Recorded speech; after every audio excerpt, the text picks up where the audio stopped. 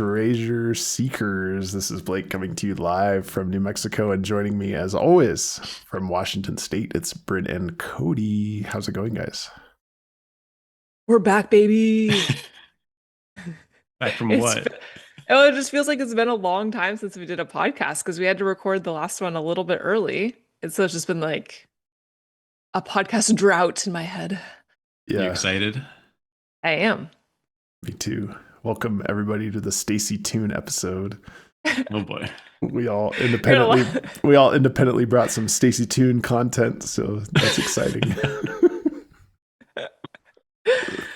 Oh, well, we recorded early because I think we mentioned in the last episode that we were heading out for Blake's birthday extravaganza in Vegas. So I do think that we need to recap the weekend because it was very like game focused.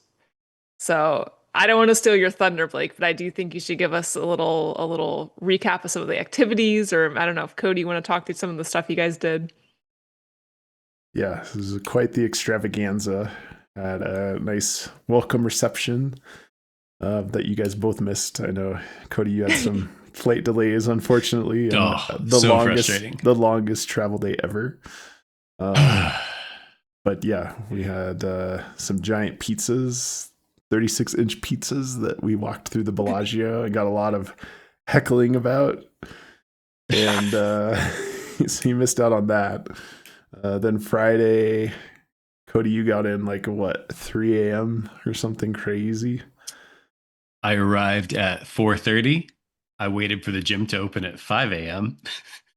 because why not at that point? So I Really? just sat in the room for like 15 minutes, then went down to the gym, got a Really? quick workout in, and then slept until the day started at 9 a.m. Yeah. Cody's flight was delayed like 18 hours. It's tough. It's a small airline and it's excellent when it's on time because it like cuts out a ton of traveling to a major airport. But yeah, it's susceptible to be delayed and then it's just a nightmare. And it's exactly what happened. It was a nightmare. Then we kicked off the morning with some mini golf at Popstroke. So cool. Yeah. Neither of us made the cut, unfortunately, Cody or I. We did not make the final five. We then had a sudden death playoff that actually went all the way to hole five. It was very exciting. And then we went to some escape rooms that both had the great big game show that we played, and then we split up into groups and went into three separate escape rooms. Did the Gold Rush escape room, which was very well designed, very enjoyable. Cody, which one did you do? Did the space themed one? Okay. Yeah, I forget what that was called exactly. I can't remember. Cosmic Crisis, I believe. Yeah. And then there was a third. It was really cool. Really well constructed. Nice. And then went to dinner at Golden Steer after that. It was very fun. And then we went to Circa Bar, a legacy bar at the Circa after that for that night. Bryn, you were able to join us for dinner finally. I know you had to work that day. And you also had travel delays, unfortunately. It was like travel nightmare all around. Yeah, I had to work and then I was supposed to be able to make it down in time to go to mini golf, and then my flight got delayed like until later in the day. And so yeah, I finally made it to dinner. That is when I was able to join in festivities. Yeah, you were very excited to come to mini golf that you weren't able to come to because of a bucket list item that you were trying to achieve, which was winning a giant check. And unfortunately, you couldn't even participate. Absolutely devastating. I was telling your friends, I'm like, there's so few chances in your life that are even presented to you to win a giant check. And like mini golf is right in my wheelhouse.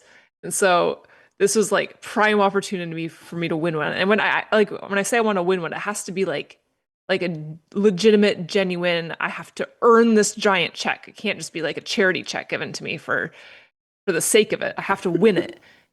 So for my flight to be delayed to miss this mini golf tournament was just like insane. It was insane. I guess It's it a Once very in a lifetime. legitimate.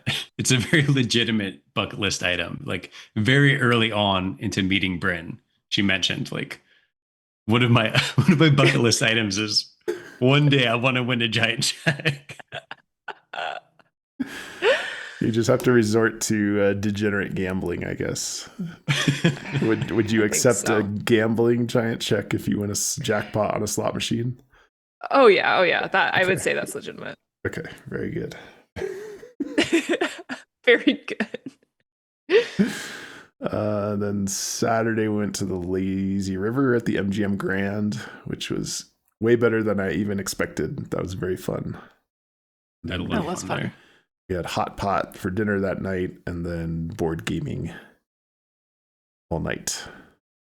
So that was basically the birthday party, open presents, and on the theme of unbelievable birthday gifts. As everybody knows, I got my Yar There Be Treasure Inside matey Jon So good. Collins-Black parody book that I haven't started yet. There hasn't been enough time in the day.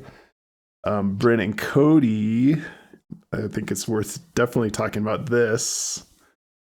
Gave me another amazing, unbelievable gift. That's a personalized escape room. Yes. So you guys want Oh, to I talk love about it. this? I haven't done this yet either. I need to stop traveling We for work, and then I can get to some of these things. yeah, we custom made the entire thing, and I mean it was a lot of fun. But when we pitched the idea to each other, I don't think we realized just how much work it would be. So we've been working on it for a few months now, and it's a whole custom story that is about you and some inside jokes and stuff. Custom games, custom game pieces. Uh, and I think the best part of the whole thing is Bryn's illustrations that are on like the like well-made custom board game box that we had made. The It box is feels the best part. Yeah, it feels like even if the game ends up being not great, which is totally possible, I feel like you could definitely like hang the box on your wall as like a an art piece. I love it. I love it. Yeah, we started probably like 3 months in advance and we like created a schedule to work back from like, okay, this is our due date to send everything into the printer. So we thought ahead and we were on schedule. But yeah, it just kept like it ended up being a big project. It was very fun. Yeah, so I will definitely keep you guys posted as I make progress, and need hints, I'll ask. But that is an unbelievable gift as well. That's part of the instructions is if we screwed anything up and you need a hint, you can call us directly and then we have separate envelopes to open depending on like if we actually screwed up or if you just misunderstood something. It's like a choose your own adventure. We set ourselves up with a lot of different custom envelopes to have you open if necessary. Yeah, by the time we got everything back, or like before we even sent everything to the printer, we basically just got out of time to like play test or read it through. So we're like, you know what? At this point, we're just gonna send it and act like it's perfect because if we read anything at this point and it's not perfect, that's gonna be too heartbreaking. So we're just gonna go in with denial and say it's good. That's awesome. I'm so excited. So excited for this. So thank you very much. Yes, you're You're welcome. quite welcome. Yeah, thank you for hosting an excellent birthday party. No offense to anyone else whose birthday party I've been to, but this was definitely the best birthday party I've ever been to. And shout out to your friends too, especially any who watched the podcast. They were like super welcoming. I had not met many of them before the birthday party. And I was a little like anxious about being like the weird outcast where everyone else knew each other. But like as soon as I showed up, and I think as soon as Bryn showed up too, they were just like super welcoming and just made the whole weekend a ton of fun. So you got good friends. Yes. Thank you. One friend even wore a TTI unofficial shirt. That's right. It was fabulous. My friend Chris, who gets a shout out because he is the big fan of the Puzzle Corner soundtrack. So he also has some TTI merch. So good. All right. Looks like we have a few other notes on here, Bryn. I just have to say a quick note because after TreasureCon, everyone's like, "Oh, you guys are so tall. This is such a tall podcast." And I was also going to bring this up. There's no. So this weekend, Cody comes into the house with like a level and like a straight edge. He's like, people always ask me how tall I am, and I've never actually measured myself in like the last 20 years. So he's like, I want you to officially measure me. So we did, and you're what, 6'5". 6'4¾". 6'4¾". And I was like, okay, like measure me too. This will be fun. I've always been 5'10¾". And so Cody measures me. I am 5'9". I have shrunk. I have literally shrunk. So this has been so disturbing to me. I've gone back into my like health portal with all my doctor records. I've gone back and confirmed I was 5'11" it always says 5'11" because I was right under it. I'm very concerned. I'm too young to be shrinking, aren't I? Yeah, you're gonna have to get that bone density scan. It's like alarming. Very alarming. What's hilarious is this was a couple days ago, and Bryn and I have not talked about it since. And in my notes to talk about for banter here, I've just got a bullet point that says Bryn shrunk, and I was also going to bring it up. And that's not like what's the word I'm looking for? Not null. Negligible. Data, not negligible. Yeah. That's like a legitimate shrink. Yeah. Benjamin Button. It can't be good. That cannot be good. Any doctors, feel free to write into the mailbag. Medical diagnosis required. Yeah. Yes, please. I've got one fun quiz question here for the listeners, because this is the question that prior to doing the escape room at your birthday party, we did like a cool game show thing where different people who were attending your birthday party got to be on either side of the game show and compete against each other. And it was like hosted by a real person and all sorts of fun little mini games. And I lost it for our team. Oh no. Because I felt fairly confident about the answer to this question and I was totally wrong. And then the other team got it right. Question is, what two countries share the longest border in the world? Pause now before we give you the answer. And I swear I had heard it was Russia and China. And that I'd also heard, I thought that the US and Canada was like the longest stretch of, what's the word? Like not non-enforced, but like open border almost in the world. But no, it turns out US and Canada is just like the longest border between two countries in the world. And I advocated for China and Russia border. And I was wrong, and I still feel bad about it. Oh no. What a weekend. All my friends have been talking about that. Probably. Wow, Cody just really let the team down. So there's a fun little bonus quiz question for the listeners. That's good. That's good. I also have one more piece of news. Sorry, everybody, for who's chomping at the bit to talk about TTI, but I had the opportunity. I was traveling for work this weekend and ended up coming across Shenandoah National Park. And as you can see here on the bottom right, that's right where the Appalachian Trail goes through. Ooh. So Blake has been boots on the ground. See, I was on the Appalachian Trail.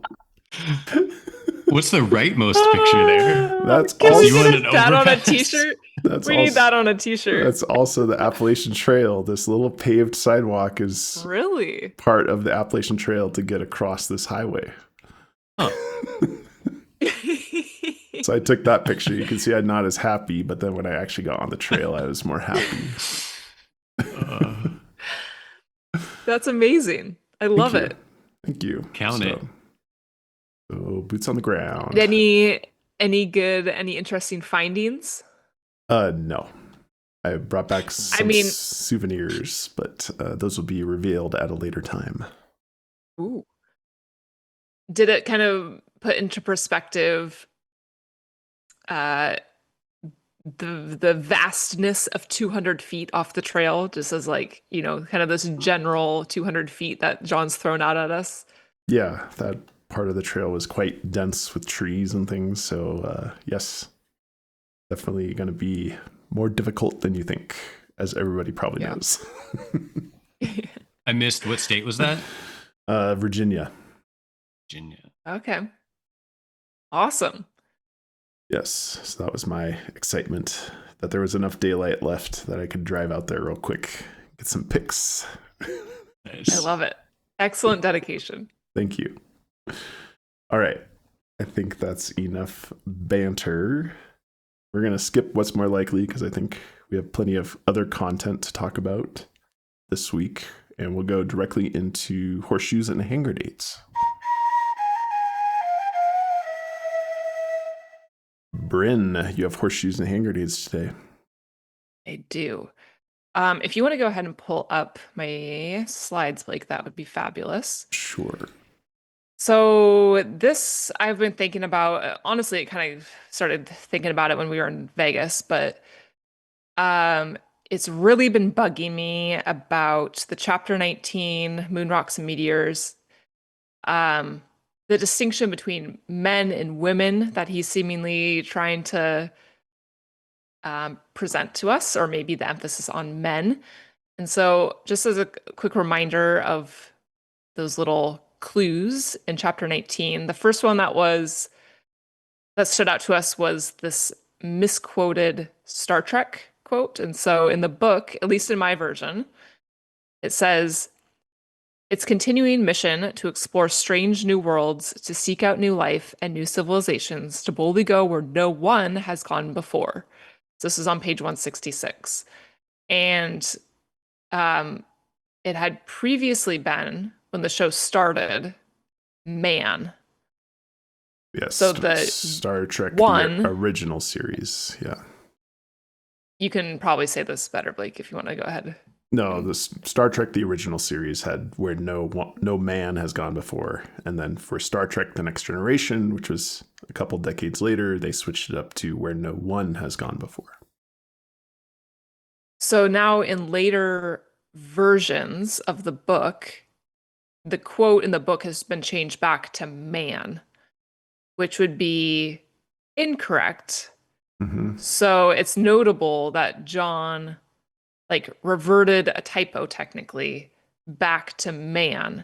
So that was kind of like our first clue, maybe that he was trying to emphasize man versus woman here. And then later in the chapter, he says, but when our eyes to the sky pick up a sizable meteor falling or reports come in that a significant one has landed, the men and women who chase meteorites head out to the location, which can become a real-time frantic space rock race. That's page 168. So there's a couple that seems like pretty distinct man versus woman nods in this chapter. So that was really bugging me. I was like, why? What's behind this? So then I was thinking more about the DNA references that we had throughout the book. So on the first page well, not the first page, I guess, but chapter 1, the first page of chapter 1, he says, seemingly inscribed into his DNA. And then later on page 167, we have these qualities are imprinted into our very DNA. So 2 direct DNA quotes. And genetics, he didn't possess the best genetics, which is page 154. Couple sperm and egg references. Out of millions of hopeful sperm, you were the result of that one tiny fortunate cell which passed through the barrier to entry ahead of all the rest. That one sperm cell became you. That was page 142 to 143. I threw in the Fabergé egg just because I was kind of trying to think through, are there any egg references in the book? Amino acids was determined possibly to be carrying some rare amino acids present with the formation of life billions of years ago. That was page 168. All these different mentions of generations in the book, 43 on page 43, 77, 78. You can see them all listed out here for watching. So that's a lot of mentions of generations. Getting into winding and unwinding. This one's more of a stretch, but thinking through like the winding of DNA. I had notes that winding and unwinding is a connecting theme between chapter 10, 14, and also I mentioned in chapter 1. So one of those quotes was, the direction of Jackie Onassis's life was winding. So then I was thinking, there's 23 chapters, which is a pretty random number, but it feels like it should be intentional, right? So is this 23 pairs of chromosomes? If we're thinking through like man versus woman, DNA references in the book. So there's 23 chapters in part 1, and then shout out to Lisa. This was an earlier mailbag, but there's 46 lines in Joy's Serenade. So, 23 pairs, 23 times 2 would be our 46. In this next chapter that we're going to be discussing, we had the line, because we're going to talk a bit about sex on page 183. So that got me thinking, well, maybe we're talking about like sex chromosomes here with the difference between man versus woman. And then I thought, well, we have XX for female and XY for male, right? Or is that backwards? I think that's correct. That's correct. Okay. Which then made me think, well, if we open up the book, we have this huge XX on the front and the back cover. That's just staring us right in the face. So I don't know. It just seemed like there's some connecting threads here with DNA, chromosomes. I mean, our unbreakable thread also could be a reference to DNA, strands of DNA, right? Yeah, I like totally. I like the thought of putting this all together. This is actually quite intriguing, Bryn. Good. Because this is just kind of a brain dump at this point, which I would say is why it's in Horseshoes and Hand Grenades. I definitely have not like made any strides with it at this point, but I do like that it leads us to like X essentially, right? When X is like the treasure, X marks the spot, and we have these X's on the book. Out of all of it, I'm actually really interested in the 23 chapters and 46 line in Joy's Serenade. That stands out to me as really notable. I like that a lot. Seems too good, right? Like, it would be one thing like if we didn't have DNA like explicitly called out in the book a few times, literally the very beginning as we're getting started. It feels very fair. Yeah, 23 and 46, and there's 23 pairs of chromosomes. Yeah, I like that a lot. What do we do with this information? Where is there a clue hidden in there? I mean, you're suggesting the XX points to female be important. Certainly that Star Trek quote feels like it's hinting at focus on male female as well. But then what? I mean, we've kind of been making these like chapter connection pairs throughout, right? So like I keep trying to think through, is there something more with like where the intention is to pair up these chapters in a certain way, and then that's supposed to then help us translate what goes with what in Joy's Serenade, if that's a direct correlation to the number of chapters to the number of lines in the poem. So I mean, that's not super helpful, but like maybe if it kind of creates more of a direct correlation between the two.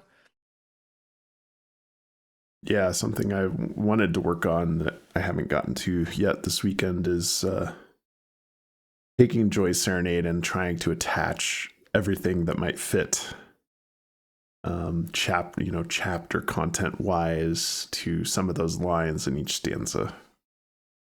And I think that might be a fruitful exercise to try to think about pairs of things like you're saying now.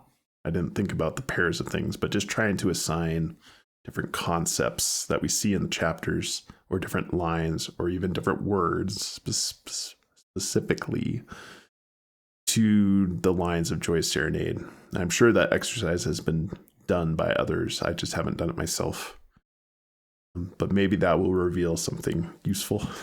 I'm not sure. But I like the idea of pairing. Right. Good tickler. Nice, Bryn. Thanks for compiling that. I think it's very, very intriguing. Yeah. Yeah. Hopefully it can kick something off. All right. We dive into the mailbag. Mailbag. We've got mail. Bryn, you Okay, also have a mailbag. I've got 2 quick YouTube comments, and then we'll get into a few mailbags. So the first one is our first bit of Stacey Toon content. Stacey said, the missing page 90 does mean middle. Just consider the chapter content and the fact that they are searching for Shavin de Dehotar. Shavin derives from the Quechua term, chopi, which means center or middle. Wow. So he says, done, solved, LOL. Done, solved. That's Solved. super interesting. Okay, that's super helpful. I thought that was a fun little nugget. Yes, extremely. Okay, the next YouTube comment was from Boyeshotspring. An eclipse crumb for you. During a total lunar eclipse, the moon turns red and is called a blood moon, possibly cardinal red. It's an official shade of red with a Wikipedia page and everything. So I think I liked the blood moon, because we do have quite a few like blood, pigeons, blood references, right? Throughout the book. So is the blood moon cardinal red, or is cardinal red a color with an official Wikipedia page but not necessarily associated with blood moon? yeah, I don't think it's necessarily associated with blood moon. I don't think that's what they were saying. What is a blood moon? Yeah, so what is a blood moon? Yeah. So when I looked it up, it was saying that that's what you would call the moon in the total eclipse. Lunar eclipse occurs when the Earth passes between the sun and the moon, casting a shadow on the moon and blocking sunlight. This can make the moon appear dim, reddish, a quote-unquote blood moon, or even disappear depending on the alignment and the Earth's atmosphere. Huh. I like that. I like that a lot. So everyone knows we love a good confirmation bias for eclipses. Yes. Excellent. 2 for 2. Now into the mailbag. 2 for 2. This is from Blairacuda. I like that. Okay, so this is the French theme. They say, hello, treasure hunting trio. Enjoyed the chapter 20 review. Good catch on the possible French/France theme throughout the book. Nice. I noticed that I never know how to say this, apotheosis of Hercules, page 179, is painted on the ceiling of the Palace of Versailles in France. Oh. Could be a hint/clue. Keep up the good sleuthing. Great point. I did not think about the location of that mural as being I hadn't French. thought of that either. Excellent. 3 for 3. Mailbag's hot. Okay, this is from JC about the Rose Quartz chapter. About the Smoky Quartz chapter and like the weird rose story in chapter 20. Oh. So they said, is there a state whose state gem is quartz and whose state flower is rose? There is. Ooh. So rather than telling me, I had to go Google, which I can appreciate. I can appreciate that. So I found Georgia. It's the official state gem, and the rose is a Cherokee rose. So I thought that was pretty interesting. But in State Gem my was smoky quartz. sorry, just quartz. Just quartz. And while I was trying to find that, I actually came across South Dakota's state mineral is rose quartz. And I know, Blake, you kind of liked South Dakota, right? Because of that radius that you were working with, or the circumference. I mean, I like Georgia and South Dakota. South Dakota because of Mount Rushmore, right? And because it matched that 1,000-mile radius that Matthew Hobbies put together. Mm-hmm. So okay, that's a good one. I like connecting certain elements of the chapters to state things, such as state, like when it was inducted into the United States or when it was entered in the United States, like the order, state flowers, state minerals. I like that a lot. It does feel like to me, like kind of the right level of difficulty. Like I think it's very easy to make things harder than they should be. And so when I hear something that's like more on the simple side of the spectrum of like, okay, that can definitely make sense. I love that because I feel like it's very grounding and a reminder of like, okay, look at these more direct approaches, right? Than like always trying to make everything so hard. After I come out with my DNA list. Yeah, and I mean, if JCB's got a list of 50 clues, a number of those have to be at a more macroscopic level on the geographic United States, right? Mm-hmm. Yeah. So, would you say 4 for 4, Blake? 4 for 4. No pressure right, on a lot of pressure. This one's from somebody anonymous, it seems. Mm-hmm. Ooh, boy. So less pressure. So anonymous, this is about alliteration. So if you want to pull up that image I sent you, Blake, do you not have it? It's fine. I have it. There's just like, this is really on point for Puzzle Corner today, so I'm very happy. Ooh, nice. It's all coming together. Okay, so they wrote in and they said there's a high frequency of word alliteration starting with the letter T. Do you think this is a cipher? So let me see if I can zoom in here. I actually don't have the page number unless you're able to scroll down, Blake. Sorry, I'm not prepared. It's not on there, but it's in the Nigerian soccer team chapter, kind of in the middle. Okay, perfect. So let's see, all these T's. 144. Thank you. He arranged for the team to travel to the US 2 weeks prior to the tournament to adjust to the time. Okay. And then I'm just reading what he highlighted here for the team's travel. Take the team. Informed them that their credit cards. So yeah, just a lot of T's in these, 2 paragraphs here. Mm-hmm.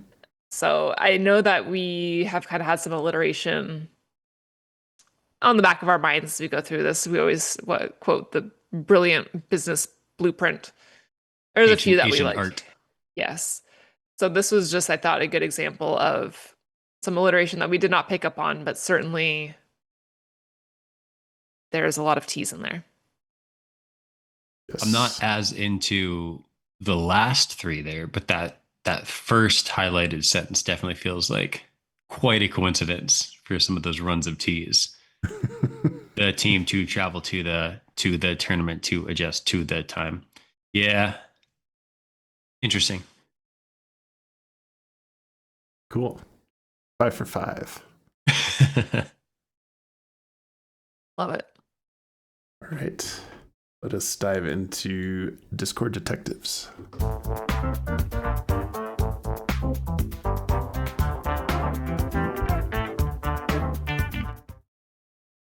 All right. So this one is also with Stacey Toon. So excellent work by Stacey. He has a couple of resources out there that I want to highlight today, and I'm a little bit disappointed that I haven't highlighted them before. And I'll get into that shortly, but he had specifically updated one of his Google documents to to include some acrostics resources. So we had covered acrostics in Puzzle Corner a few weeks back. And this is the idea of like taking the first letter out of each line, or taking the last letter out of each line, or going diagonally across, or taking the middle letter out of each line to form some sort of message that's kind of hidden in plain sight. We went over several examples in the acrostics Puzzle Corner 2 weeks ago, actually. But what Stacey has done is he has generated a Google Doc that has every acrostic possibility in the book.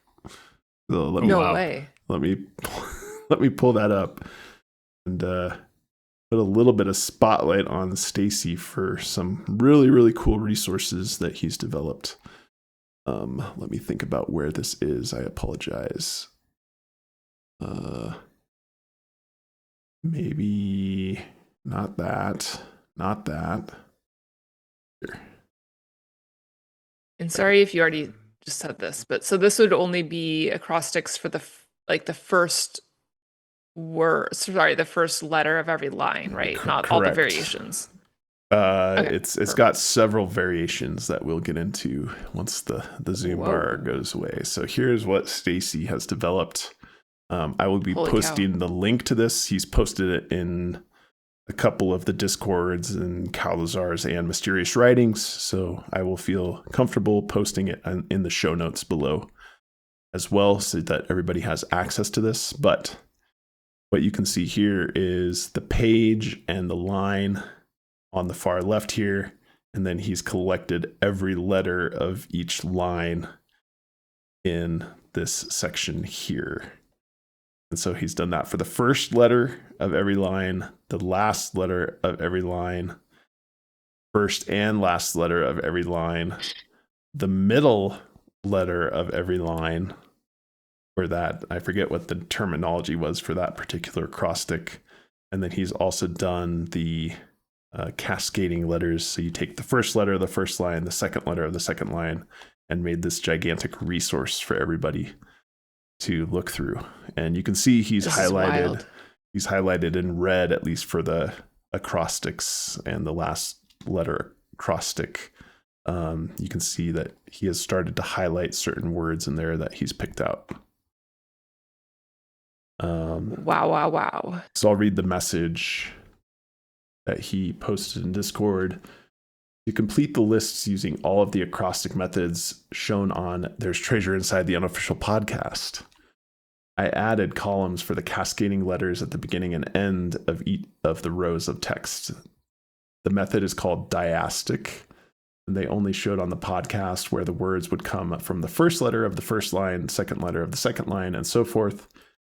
Blake did mention that you can do it from the right side, and if one wanted to be a masochist and go as far as combining the two cascading letters in a double diastic, that they could do so as well. Hopefully I've taken the daunting labor out of that for any who are interested in looking for words in that way too.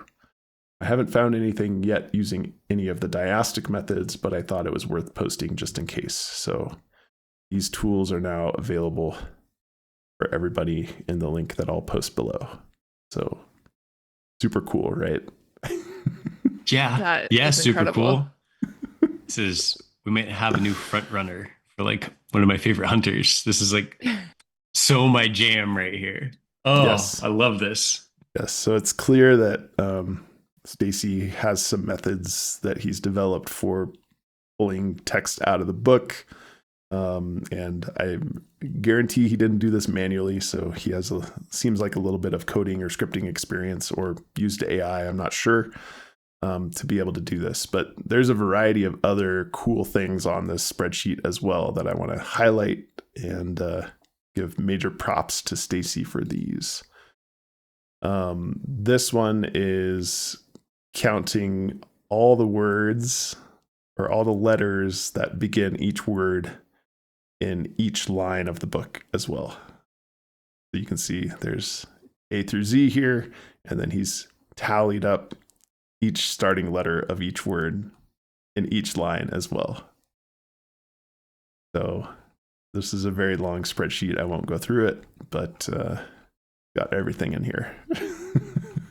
So depending on your solve method of choice and trying to find some certain patterns for maybe some clues in the book, this is an excellent resource.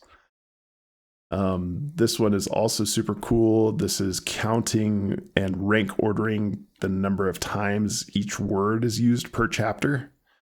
So you can see, for example, the chapter 2, for example, gold and golden is the most used word in that chapter. So it's used 34 times. Ring and rings is 25 times. One or ones is 24 times, etc., etc. And you can go up to 50 plus usage of the top 50 plus words that are used in each chapter. So good test case here is chapter 15. And I know a couple people have mentioned this, including you, Bryn. The number of times that Wilma is mentioned in chapter 15 is 96 times, which far outweighs any usage in any other chapter.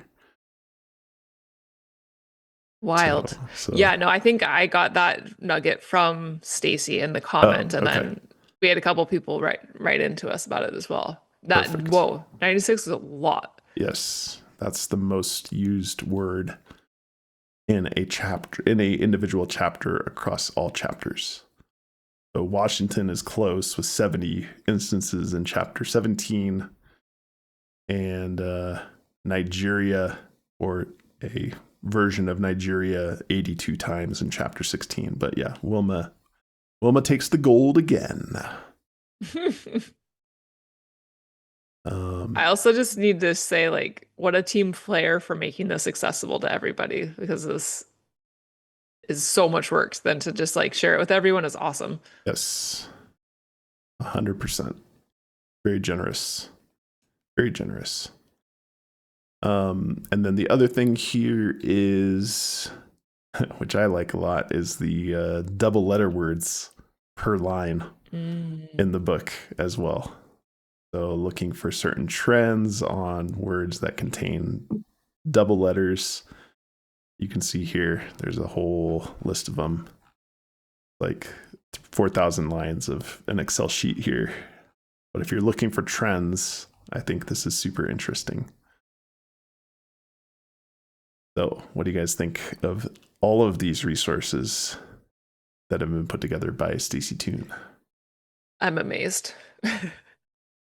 I was trying to hold my commentary until the end so I didn't like continuously interrupt you. But this is so up my alley. This is my jam. I love this so much. Oh. All right, there's more. I don't even know what to say. There's more.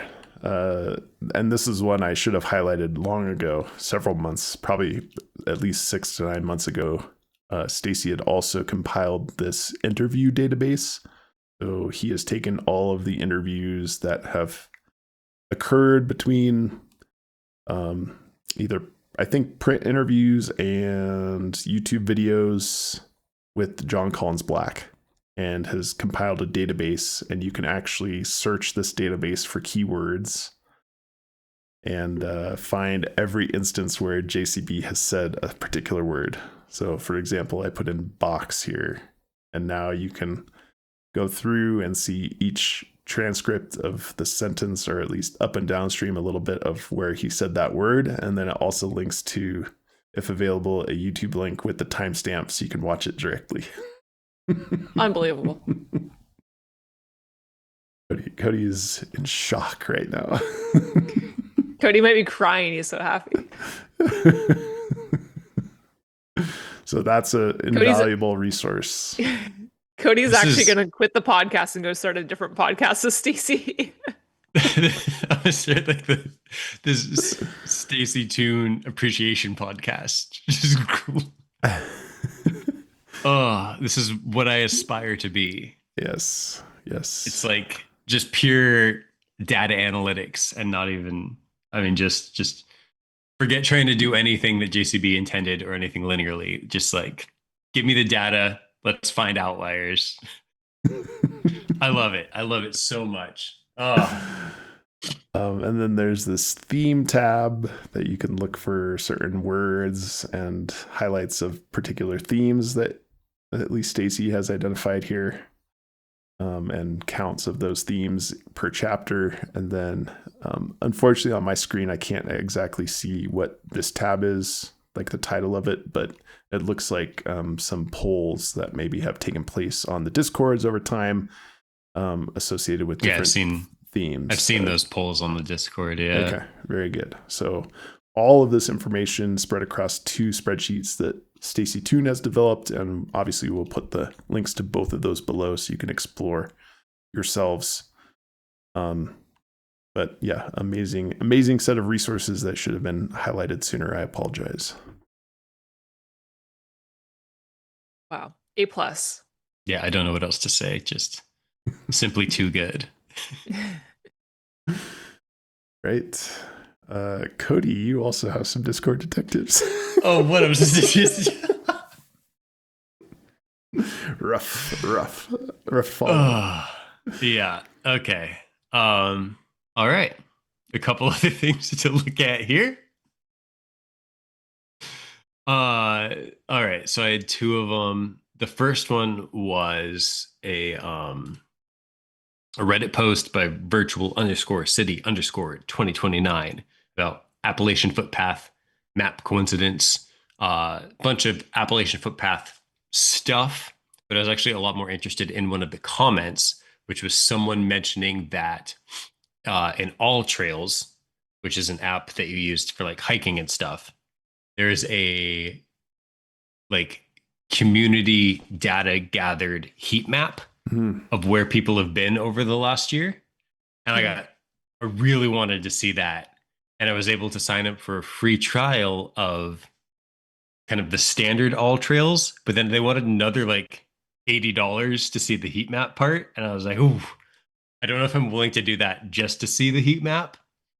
So if anybody has like whatever that premium All Trails is and wants to take a screenshot of the heat map of Little Rock Pond, I'd be very interested to see like how many people have looked and how far from the main trail.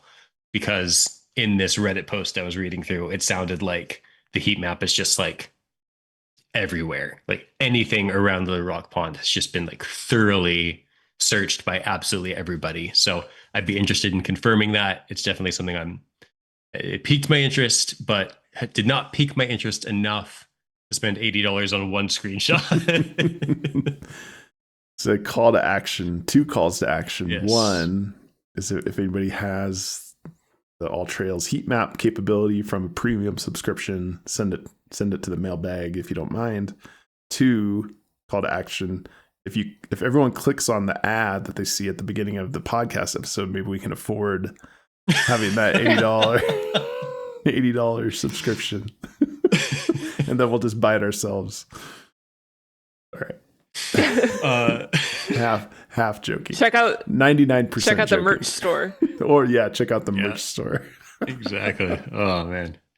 Okay, my second one. This one's for you, Bryn. I don't know if you're already aware of this or if it's your first time hearing it, but this is also from the Reddit from Mammoth_valuable2214 brand of tea - my favorite clue. Oh. They write, John claims to have gone to Portland, Maine in July of 2016. I thought that was an odd thing for him to mention. In the intro to part 2 of the book, it says it might be someone else's brand of tea. I thought that was also an odd version of the saying. The zip code for Bigelow, Arkansas is 72016. It took me a minute to connect the dots on this. I'm a little embarrassed it took me a minute, but that's why they mentioned JCB going to Portland, Maine in July of 2016, because the zip code is 72016. Wow. Also, Bigelow is a brand of tea. I can confirm this. I was in the grocery store the other day and walked through the tea aisle specifically just to check it out, and like a quarter of the teas were Bigelow brand. Has anyone else made this connection? I haven't seen it anywhere. It has blown my mind ever since for many, many more reasons. Bigelow is more than just a tea brand and place. I found this clue helpful for all of the boxes. So obviously, I'm not as on board with the all of the boxes thing because I have a part 1, part 2. separate person. But the fact that he talks about 2016 and Bigelow, Arkansas is 7/2016 for the area code. And then Bigelow being a tea brand, that seems like two pretty significant matches. Have you heard of this one yet, Bryn? Or is this new? No, I like that. I like that a lot, actually. I Plus, think it's that's in really Arkansas, clever. which is like geographically right where we Right. want to be, right? So, yeah, that one is pretty interesting. Something to keep on your radar. Yeah, I'll That's, need to take a look to see what is around Bigelow, Arkansas, and like how many. Yeah, I mean, even if there's like a Bigelow cities around different bunch of different states, like the fact that that one is the right zip code. Yeah. And I can that's see from the Hmm. screenshot that they had posted here that there is a state park to the southeast and a state park to the northwest. So it's definitely in kind of a state parky area. So, Yeah. yeah, definitely very Hmm. coincidental or maybe not a coincidence. it's kind of That's smack really dab interesting. in the middle of Arkansas. There's a Pinnacle Mountain, if you like the golf theme, the golf coin idea. There's Houston, Arkansas, right next to it. Interesting, interesting. Regardless, like if it is anything or not, like I love that thinking. I Oh, just think like that's a very different methodology than I've previously used. And so I like having fresh ways of thinking about it. I also have 2 stars of places I've saved near Bigelow, Arkansas. Ooh. Solved. This is actually near Jean Petit, which Oh, we okay. like. And Yep. just to the northwest of it is also a place called Lake Overcup, which I, which Oh, I've Is it brim starred to the rim? brim to the rim. book the flight now. But those are the only 2 stars that I have near Bigelow. I'm logging off. I'll meet you at the airport. Can no longer contain my excitement, brimming to the rim, Yeah, spilling out. Oh, yeah. So We're hot on the trail now. we've got it, folks. so many good connections today. All right, That's good. That's good. Nice one. definitely worthy. Both years were worthy, even following Stacey Toon's Discord overtake. Puzzle corner. Oh, you're tantalizing me with a puzzle. Puzzle corner.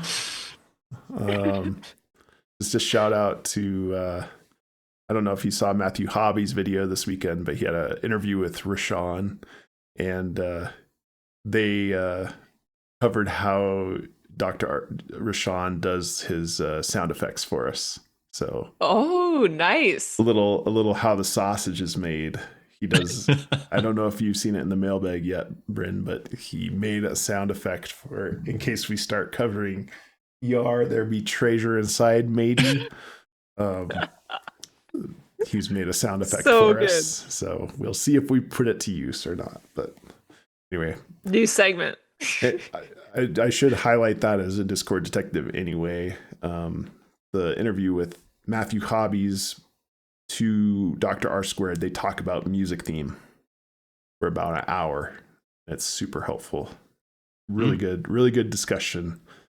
And if you're into the music theme, definitely check it out. They have some good ideas together. Perfect. Love that. One thing they didn't talk about, I put it in the comments of the YouTube video, is they didn't talk about the leitmotif. And gonna be a little bit of leitmotif discussion today, but I've always wanted the leitmotif to be a hint towards a musical hint. And so anyway, I'm not as convinced it's a musical hint as much as it is a photos in the book hint, just because of the context. It's about photography, that quote with the leitmotif in it. But regardless, I really need there to be a music hint because Jon Collins-Black wrote this book. Yes. All right. Puzzle Corner. Puzzle Corner today is about something called a Bongard problem. Bongard problem. So let me pull up my slides. I apologize. A little slow today. All right, so a Bongard problem is covered in chapter 1B on page 28 of Puzzlecraft. How to make every kind of puzzle, the book that we've been referencing for all of our puzzle corners. Highly recommend this book. You can see all the content that we've covered in Puzzle Corner has only been in the first 2 chapters so far. So it's rich. But I want to cover Bongard problems today for a very particular reason.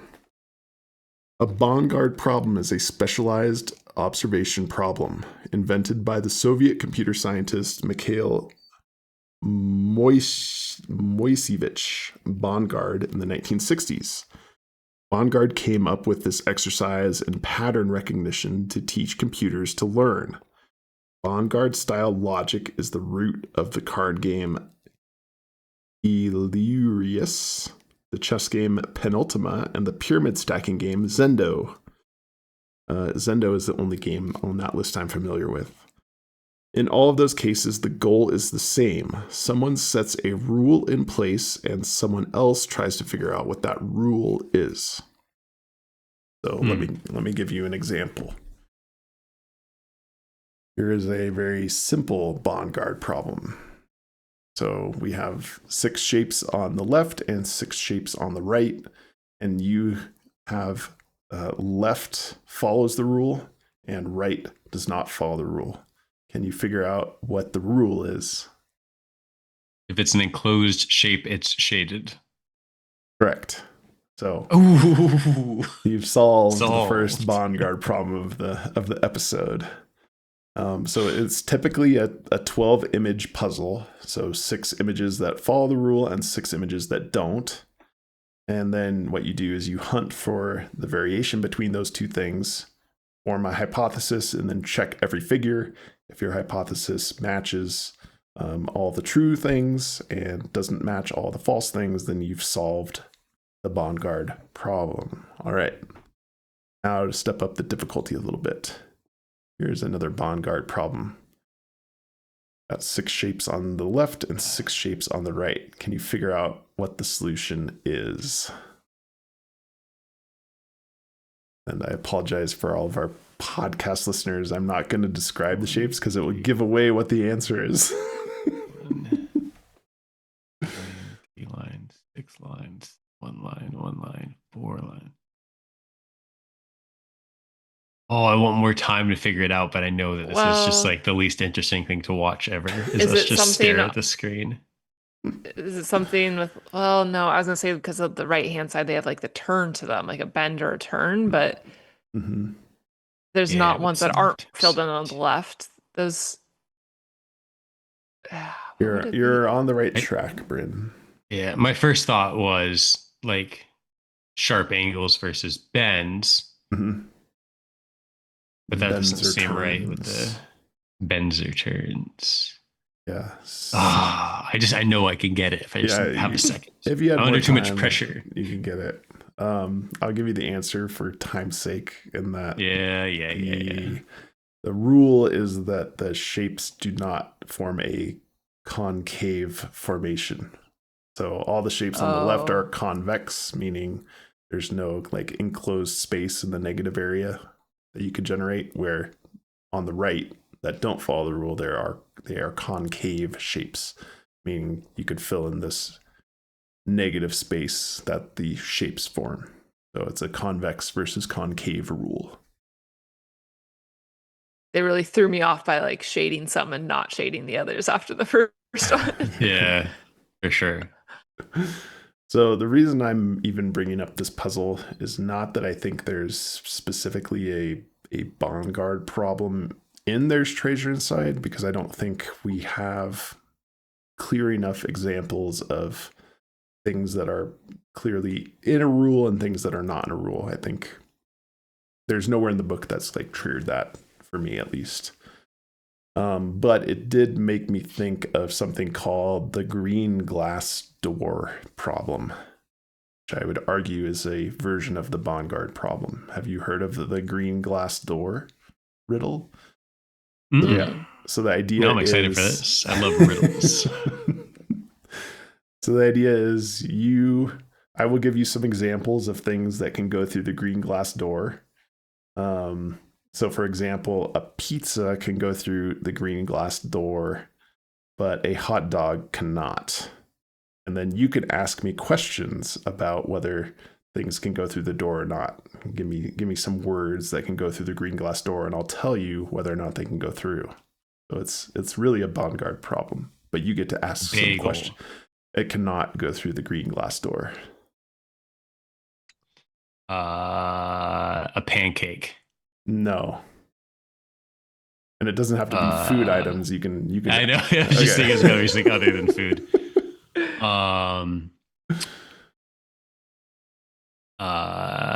A sack full of Rubik's cubes.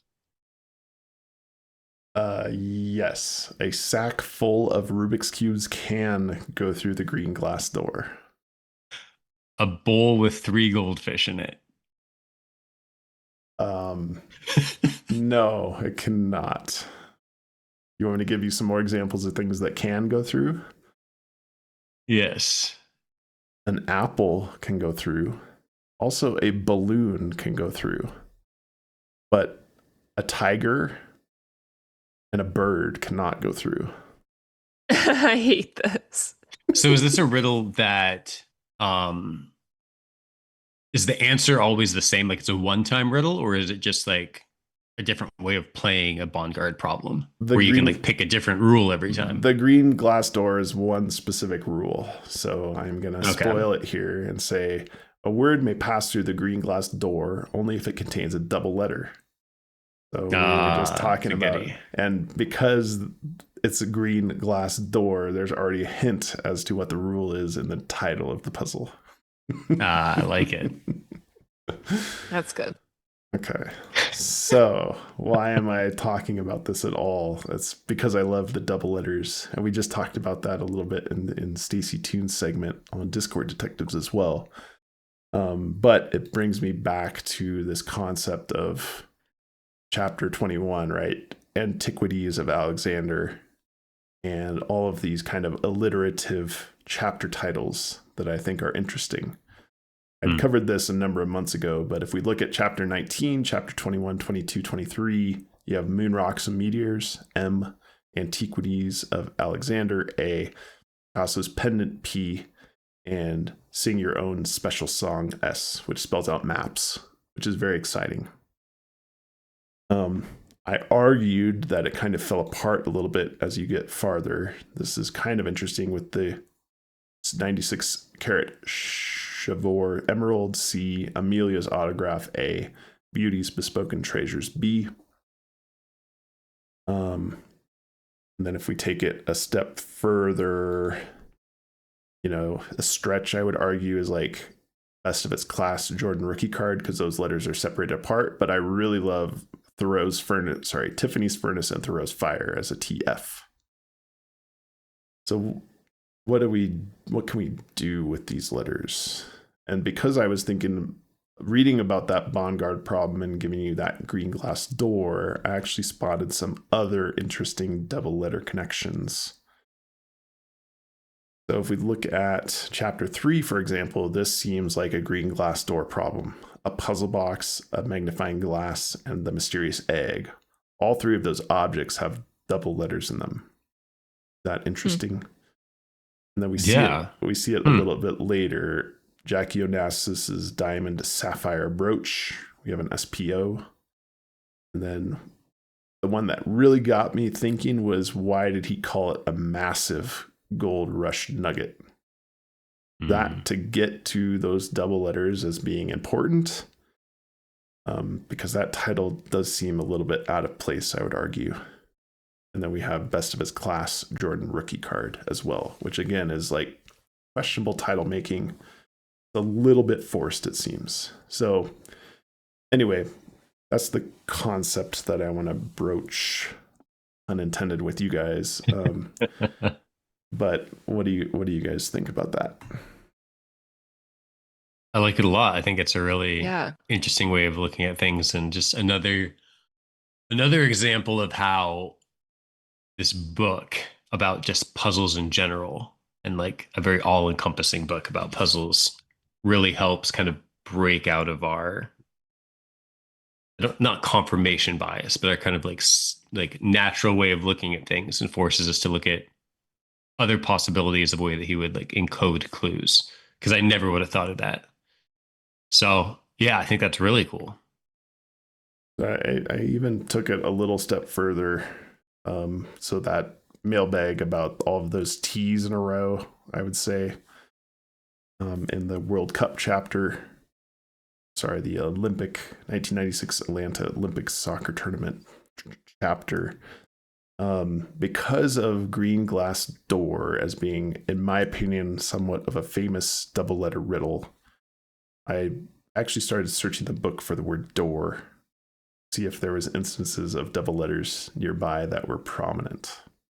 I'm going to go through each instance of the word door in the book and look for double letters that might be indicative of some connection to the green glass door problem because of what you can see in the chapter titles. And so this is getting very horseshoe-ish, I would say, but I wanted to do the exercise. So the first instance is in the introduction. If you want to find these treasure boxes, you will have to travel out your door and go outside and search for them. I don't really see any weird alliterations in this particular case. When we get to page 20, we have milkmen, which might be a good alliteration, MM. Still left morning deliveries of bottles at people's front doors. And then at the end of that paragraph, we also have the Steven Spielberg connection. So maybe a little bit more on the right track here. I mean, if we go back to and just look for like the double letters in proximity as well. I mean, you have boots on the ground with the first one. Okay. Boots, and then you have bottles. Yeah, I did not do that exercise. I only did the alliteration. So this is good. Yeah, so I won't derail us. Ooh, how about the like very forced while having a morning coffee, double letters? Yes. So I think we can make use of Stacey Toon's resource, right? Where he has every instance of double letter, and we just look for the page that doors, and doors may not be a keyword. Like, I'm just totally making this up, but I liked it because of the green glass door problem. But anyway, just a thought exercise. So good catches on those. Interestingly, doors also appears on the start of the Amelia Earhart chapter, Amelia's Autograph, AA. And then this chapter, Amelia's Autograph, also starts with, if you are curious, you'll find the puzzles around you. If you are determined, you will solve them, by Erno Rubik, which this one page seems like it's an alliteration nightmare or dream, depending on your situation, but it's very odd that he says, one of the things I admire most about my two kids is their unadulterated, unabashed, unabated enthusiasm for everything, everywhere, all the time. And then that also has the herding 100 hamsters on that page, emprise and exploration, sliding in sleds. So this has always been a very triggering page for me because of the quote that's used and these weird alliterations that happen in here. And sure enough, it has a doors reference as well. I think that's a stretch. Yeah. Well, and I particularly like, and I don't know how in I am on the importance of the hyphens in the book, but the fact that the doors is separated from its full word, which is outdoors, so that the word doors is just totally separate by itself, seems notable in the context of this theory. Yeah, somewhere along the line we missed it in Stacey Toon's document, but he also has a hyphen analysis tool on his Of course he does. As well. And then on the other part of the Amelia Earhart chapter, we have a cockpit door. Amelia landed her Lockheed aircraft to the green backdrop of Londonderry. So now we have green and Ooh. door right next to each other, which is maybe a coincidence of the day. But I mean, you even have Amelia hyphenated into Leah landed her Lockheed. I don't know. You want to get real woo-woo. Real woo-woo. Of course, we have the picture of somebody leaving a door. So I was keen on that. And sure enough, there's door right there. And out the front church door with me singing Here Comes Peter Cottontail. This one is more stretchy, I would say. It spans the page break. So through the circle of the candlelight vigil. But right above that, we have hippity hoppity. A bit of a stretch. And then page 99, we have spending time outdoors with a loved one, with the delightful sights, smells, and sounds of nature around you. Page 104, about the shipwreck, but his drink was interrupted as his cabin door suddenly slammed open. Pedro de Lia stood in the doorway. Pampero, Pampero. And then we have page 119, the basketball chapter posted outside the gym door. Then I swallowed hard and headed to the gym. A group of guys were already huddled around posting. Then it kind of falls apart at page 127. In the Thoreau chapter, it's the divine spirit of the outdoors. I didn't see any alliteration nearby that, nor did I see any alliteration on page 145. Bonfier opened the door, and upon seeing his team, broke down crying. And then to wrap it up, we have this one I think is interesting because we just talked about it. The moon rocks and meteorites. Each little landing is like a rap on our door. A reminder that it's only a matter of time before we pick up that torch that Armstrong and Aldrin left for us. I liked that one. Picasso chapter, we have 3 instances. She closed the door in his face. Right above that is a single red rose. Then Jacqueline opened her door. His persistence had paid off. And then we miss one here at the last instance of door on page 193. I don't see any alliteration. So I don't know. I think probably this isn't quite right. It is interesting the amount of times you see the alliteration next to the word door because of the green glass door question and theme and kind of the anomalies, I would argue, that are in the chapter titles in the table of contents. That's what I have for Puzzle Corner today. I think this is really interesting. I think the fact that the rule, like this alliteration rule, doesn't carry through every instance of door in the book, I think is a pretty big hole, unfortunately.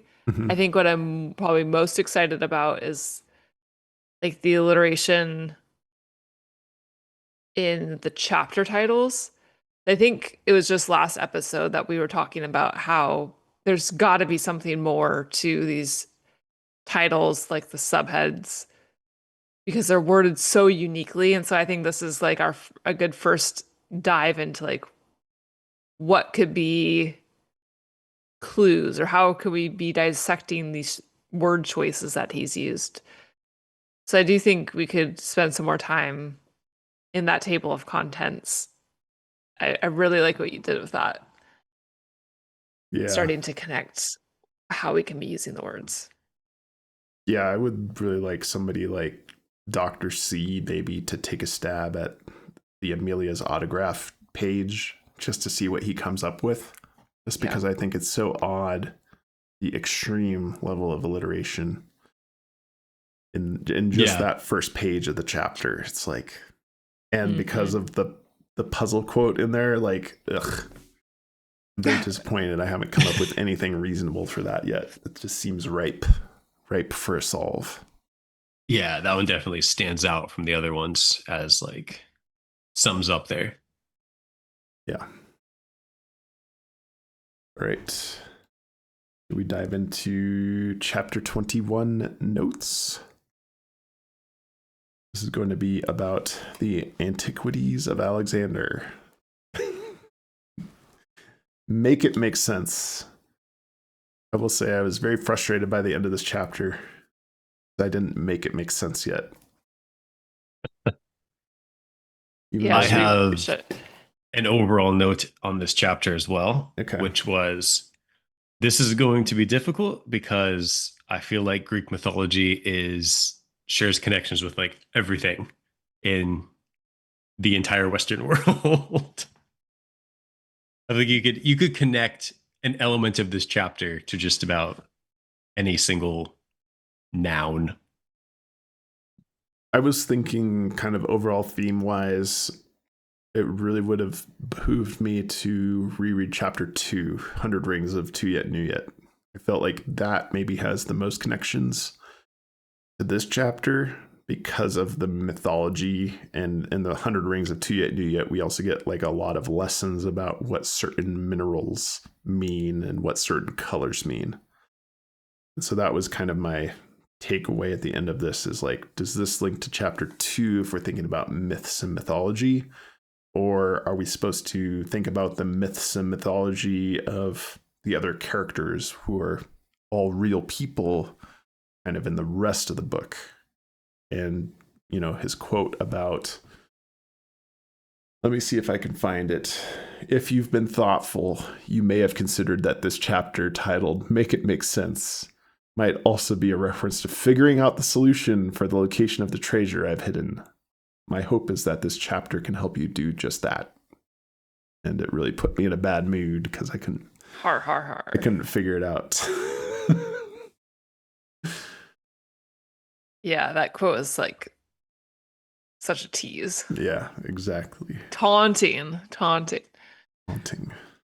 I like your potential connection between this and the Tiet Niet, because, I mean, Tiet Niet chapters the gold rings, and this has the gold like head wreath. Mm-hmm. So and the two I can gold see their bracelets.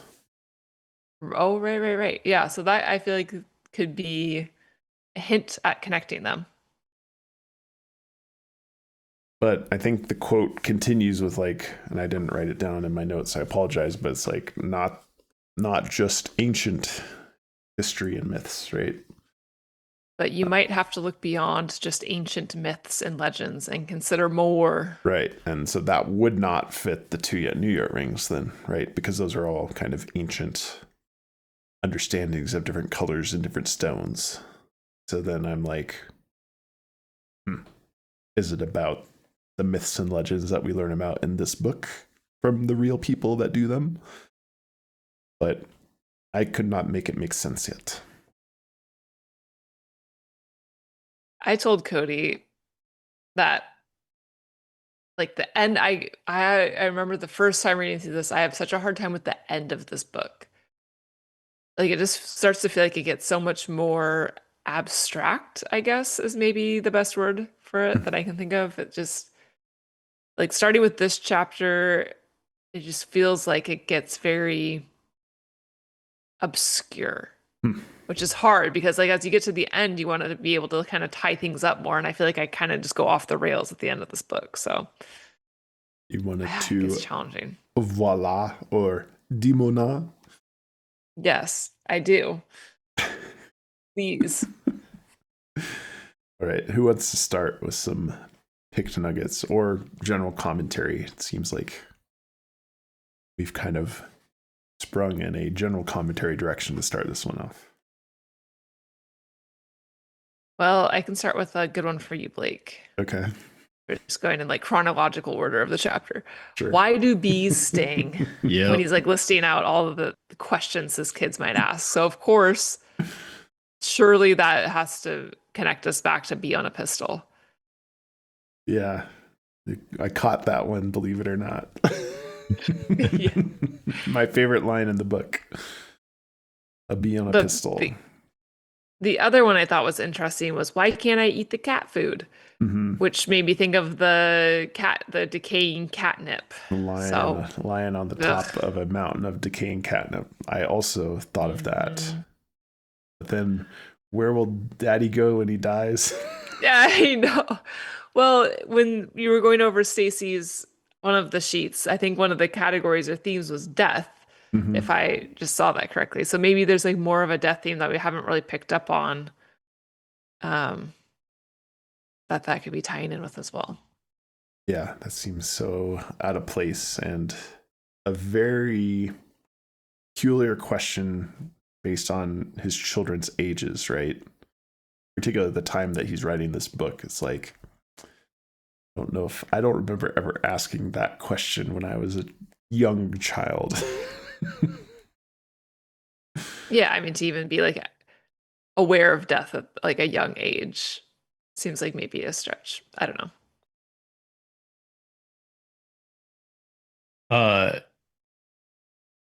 I also had Why Do Bees Sting. Mine are also in chronological order, other than I have a few that I really like that I'm going to save for the end.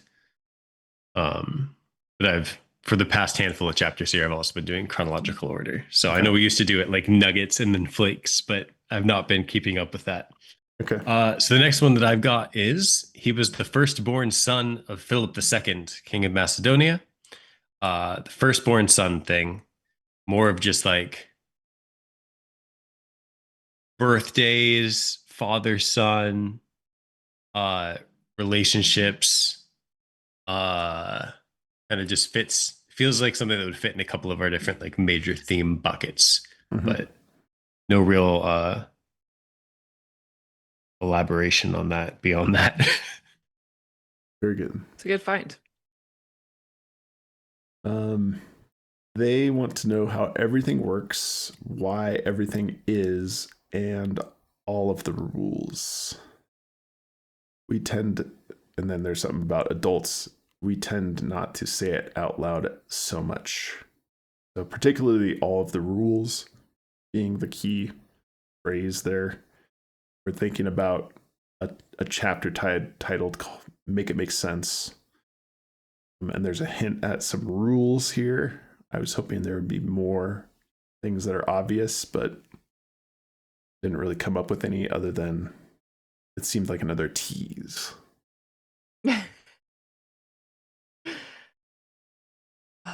This chapter.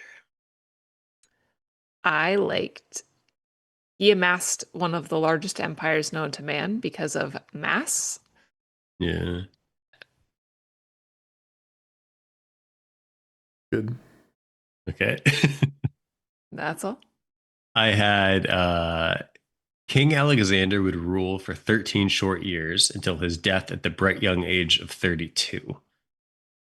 Maybe I'm missing something or don't know something that a lot of other people do, but in my mind, when you use the phrase bright young age, I feel like it's in a positive context. And to be like, oh, he died at the bright young age of 32 just feels like the reverse of how you would use that phrase. But I could be wrong. So I don't know. Something that tickled me. Yeah, you would say Tickler. like tender. Yeah. Or you would just say at the young age or shockingly young age. But bright? Shockingly young age. Yeah, bright young age just feels like you accomplished something great at like such a young age, not like, oh, you died at such a young age. No, I feel like that one is too as a forcing a bright in there. Why, I don't know. But I also felt that was off some way. Perfect. Double Spidey sense. There's been a lot of talk of like light and fire, flame. Like I think all of that kind of goes into that same bucket. I was in the camp of Blake of like just forcing a bright in there that in a way that stands out as making it a clue. Mm-hmm. Thinking about the all the rules nearby that phrase, when there wasn't a seemingly rational explanation to be had, myths helped fill the gaps. So again, the myths filling the gaps to the solutions or partial solutions that we have to take into account here? I also thought of maybe rational numbers, which I need to dive into a little bit more. But basically, that's any number where you can. The solution to a division problem is not a endless decimal number. It has a hard stop.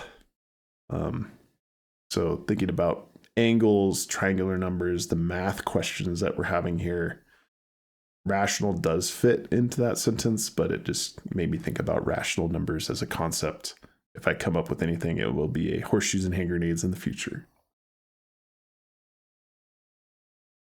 I kind of want to tack onto that in a rough connection, but I thought the filling the gaps was interesting. And then kind of not too far after that, there was all this like talk of span is the word I put down. And I think it could just potentially be that this is just the theme that he was using talking about all this. But he said Alexander conquered lands expanding 3,000 miles. The victories of Alexander had far-reaching effects while spreading Greek culture far and wide. So I just felt like that kind of all fit with this idea of like filling these gaps too. But it seemed like that was pretty isolated to the beginning of the chapter and didn't really continue. So I don't think it's particularly strong.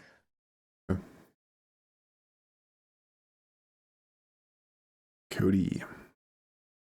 I'll do the obvious one. I feel like I've seen 10 or 20 Discord things about it, but he renamed more than 20 cities Alexandria. Yes. That's an easy one to cling to because you can find places named Alexandria and find actual geographic locations. So Right. I don't have any more insight on that than anyone else, but notable. Yeah, I think I, as an exercise, picked out all of the Nice. cities called Alexandria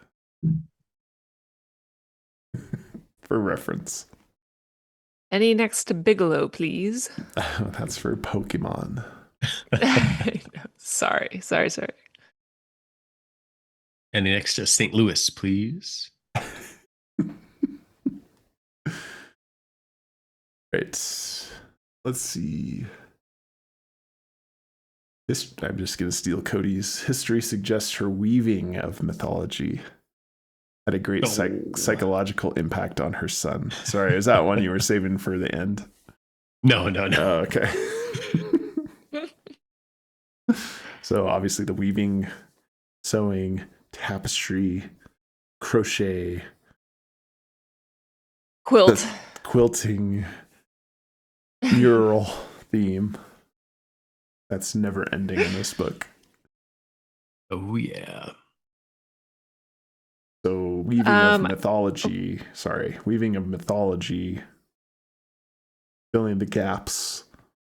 Myths help fill the gaps. Weaving of mythology. What do we do with that? Make it make sense. All. Please. So I made just a general Olympic connection since the Olympics has been a strong theme. When you talk about the wreath, that was an Olympic connection as well. The wreath, and the mention of the ancient Olympic Games, modern Olympic Games, and the mother being called Olympias. Yeah, there you go.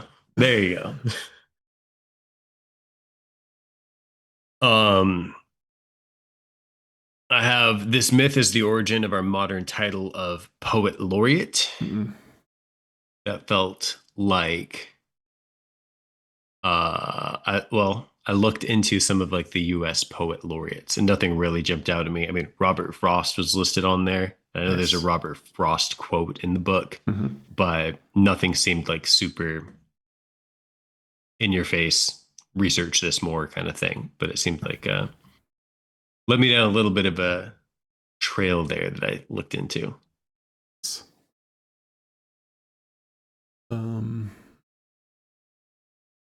Each of our pieces is steeped in legend.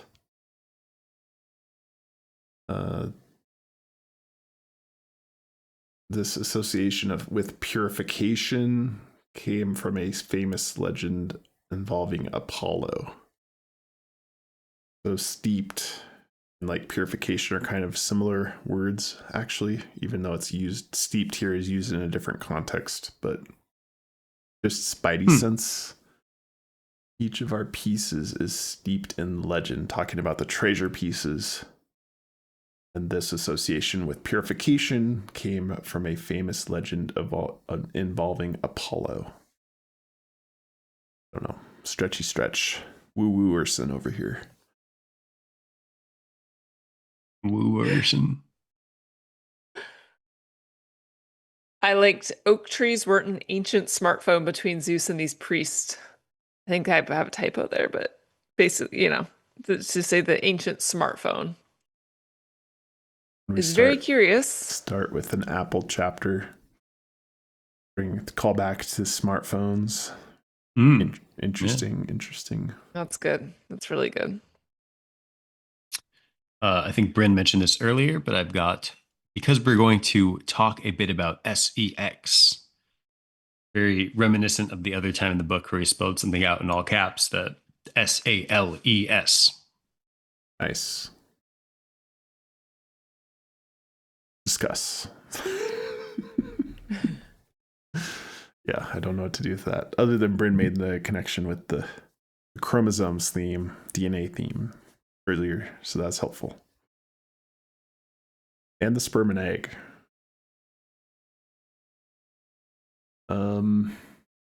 They drank wine, they laughed, and met in dark rooms. That was the weirdest sentence, I think, in this chapter. They met in dark rooms. Why? So very Chavin de Juntar. Chavin de Juntar. Also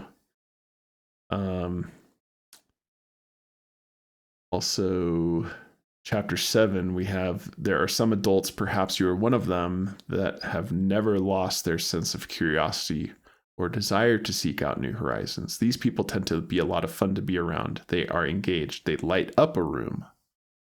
They have stories to share and dreams to pursue.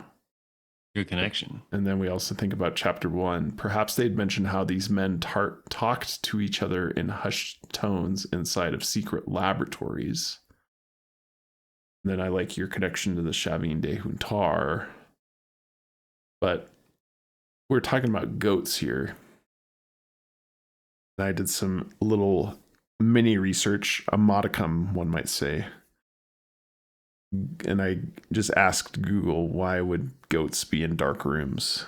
Goats in dark rooms refers to how these animals navigate the night. Because they are prey animals, goats have specialized, excellent night vision that helps them detect predators in low light settings.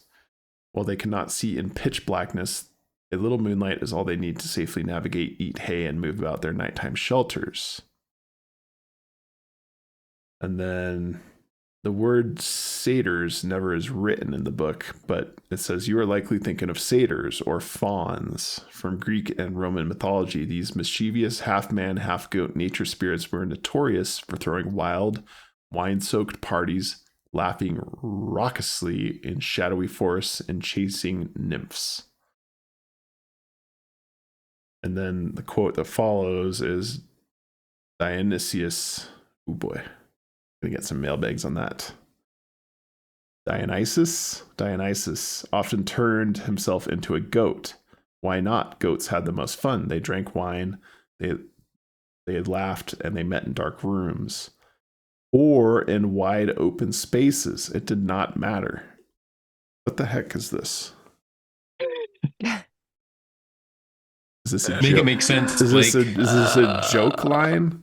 Why would he say they met in dark rooms or in wide open spaces? I mean, it could be that he's talking about like SEX, right? And he's just trying to obscure it, but it's like, what a weird series of lines. And I couldn't necessarily find the source of why he put those three things in order. They drank wine, they laughed, Who cares about laughing? Why does he say that? And they met in dark rooms or in wide open spaces. It did not matter. So here's my new theorem. You ready? Ooh. Matter. Yes. Matter is interesting here. The other connection we had is horns, right? Goat, horns, ibex, horns, antler in the Hopi calendar, got milk, bull, horns, and the word matter, which actually pops up more than you would think in the book. Matter. So what if we're thinking about the Matterhorn? There's a Matterhorn in Yosemite, in California. And there are some interesting connections to some other place names around there, which I do not have pulled up right now. But we're trying to make it make sense. Connection to horns here that we've seen in this chapter with the goat. With the antler. Are you horny as a goat? Are you? I mean, that's crazy, right? That line is probably the most out of place line in the whole book, in my opinion. Right. Anyway, just definitely worth looking into more. Yeah, that's quite an interesting thought, Blake. I like that a lot. I think I need to mark a couple of mine off the list that you just touched on in the process of explaining that. Sorry, I hogged all of them. No, it's great when you can take a bunch of them and put them all together into like one thing. Yeah. I hope you do more research into that and find more connections, because that does seem like a valid potential connection between a lot of things we've talked about in multiple chapters here. Yeah. I like. Go ahead. God.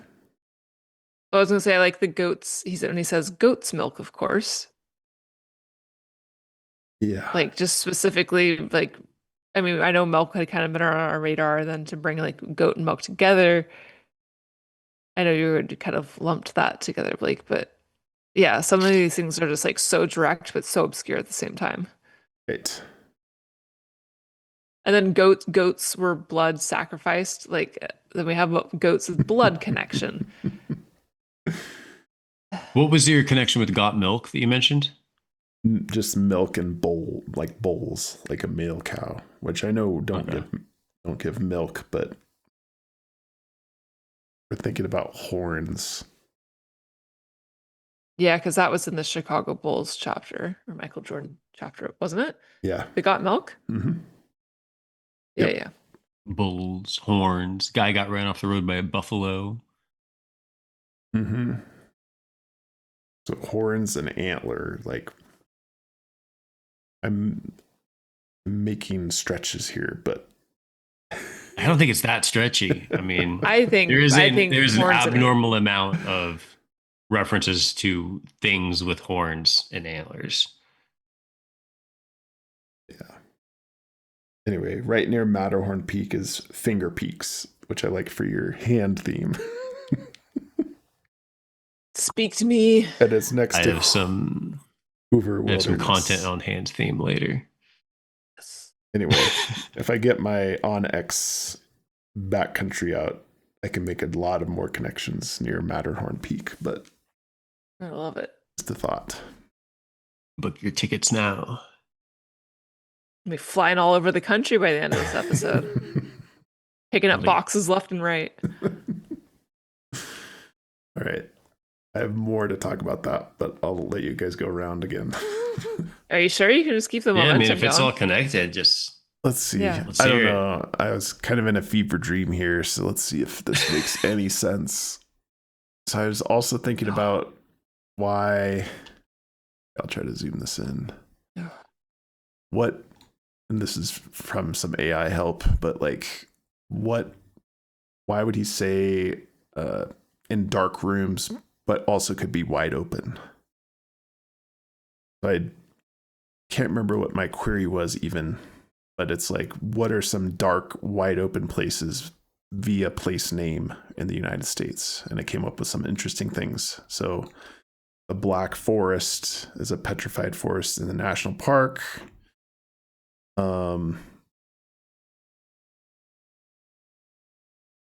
Said it's a wide open badlands rather than a forest. So by the name Black Forest, you would think it's a dark area, but it's actually just wide open badlands.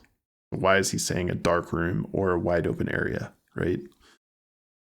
The Dark Canyon Wilderness in Utah, Shadow Mountain, and then of course the Black Hills comes up. But it's wide open forested uplands because of the dark ponderosa pines made up the slopes that look black from a distance.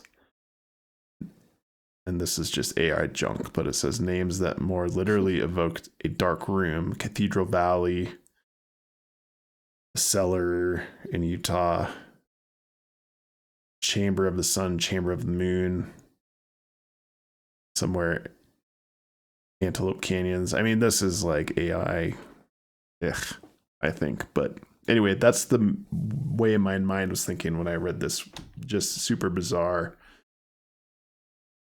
section in this chapter, trying to make some connections because I have to make it make sense. I like that you at least took a stab at this because, I mean, like I said at the beginning, it just gets so weird at this point where I just got so discouraged. I was like, yuck. It's weird, and that's what it's just gonna be what it is. Yeah, all right. I think that's all I have to say for a while. Thank you. It's good. You made more connections than I did, that's for sure.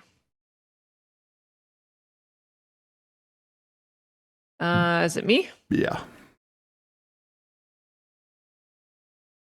The infant Hercules strangled the 2 snakes to death with his bare hands. Oh, nice. And theme. Cody. My turn. Flute. Yeah. So in this chapter it says Pan liked to play his flute. Nice. In the Gold Rush chapter, I believe, as if Marshall's voice was being played by the flute of the Pied Piper. I forgot about that one. And then Thoreau he was a quirky, somewhat taciturn man who knew 6 languages and played the flute. It was crazy. Captain Picard played the flute. Oh, baby. Yes, he did. Flute theme. The flute theme. I feel like Blake needs a little flute to like. I wish. Just, I wish I had a recorder right here that I could play. Be added to your repertoire ditty with your pipe.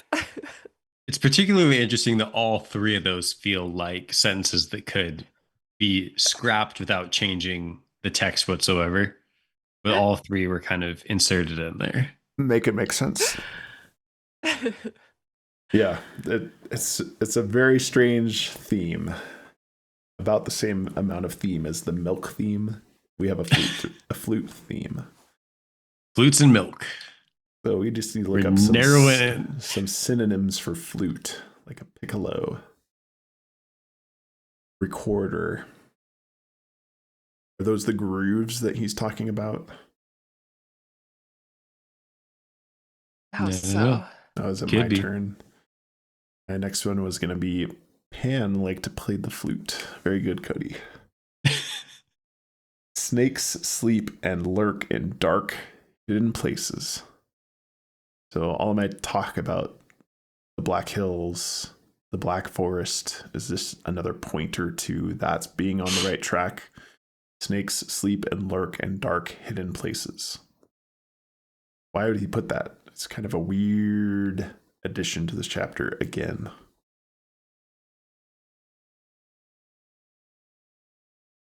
Voila. We all bleed. We all bleed dark red. I mean, if we're going to be talking about like blood and the red rubies and the heart. If I can tag on, since we're talking about blood, peer into the hearts of those they might oppose. And then, of course, we have the big heart image in this chapter as well. Mm-hmm. You mean the heart that was generated by Midjourney version 5? Cardiac theme. Okay. Cody. I'm down to my last three that I like more than my other ones. So Okay. you're in for treats. Yay. I eat the cat food. So we all know. I should have pulled this up. Un momento. So we all know how much I was into the word divine. Mm-hmm. Because I feel like it appears in a lot of important places in the book. Mm-hmm. And then also we've got divine again in this chapter.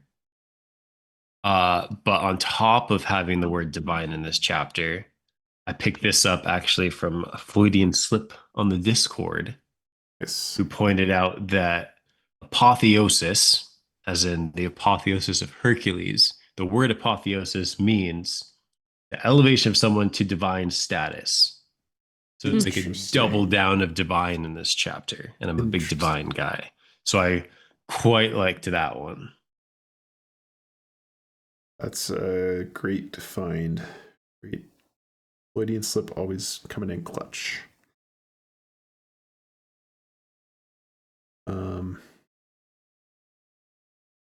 I'm also getting down to the wire here. To atone for his murderous sins, gods forced Hercules to complete 12 Mission Impossibles. That was my last one too. Do you have a longer segment on this one, Cody, or no? No, I don't. Okay.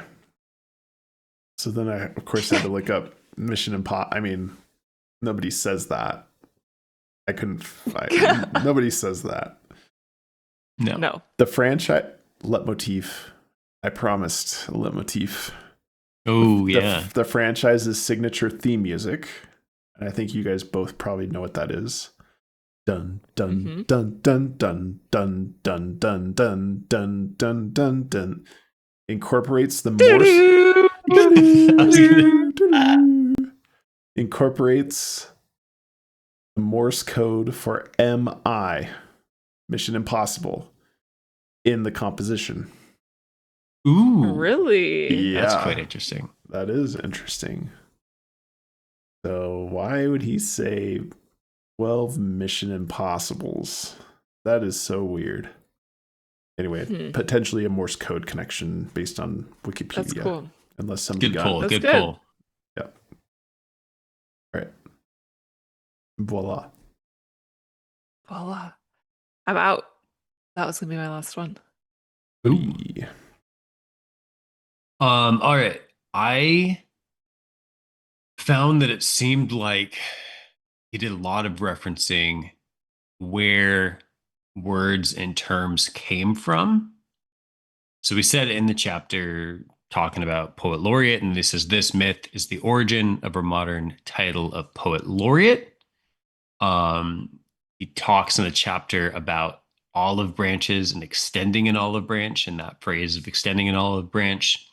He talks about the medical symbol and like the snake around the staff medical symbol, and that being where that comes from. And they also said, and I talked about Pan liked to play the flute, and I looked into that, and that is where the term pan flute comes from, like the whole instrument pan flute. Nice. So it seemed like a whole piling on of references to where things came from, which also feels like that like strongly ties into the quote about looking beyond just the myths to like what the myths represent. So that I felt like I was kind of picking up what JCB was getting at with like going from these ancient myths to like real life, not real life, but you know, these modern tangible things that we're all more familiar with. So I feel like I'm hot on the trail there. I like that very much. That seems a little more tangible to me than the zero I was coming up with for how to make that connection. So origin of certain terminologies. We go Yeah, back so I'm gonna to be- the other chapters to look for those. Exactly. I'll be on the lookout for that in other chapters. Very nice. That seems doable. Even though I don't have one that comes to front of mind. Nor do I. Okay. But I feel like that is my front runner for what he's intending there. Yeah, I like that. I like that a lot. He's heating up from downtown. Oh, just you wait till it gets hand themed, dear. I'm ready. Okay. Got one more, just a flake, then I'm done. Just the mention of the different types of trees. So the olive and oak leaves, and then the trees that are mentioned are the laurel, the olive, the oak, and the myrtle. Myrtle is the only time we see myrtle. Myrtle Beach, South Carolina, solved. And then oak because of course it pops up in Joy's Serenade. But beyond that, and the mention of those particular trees, didn't really get beyond that.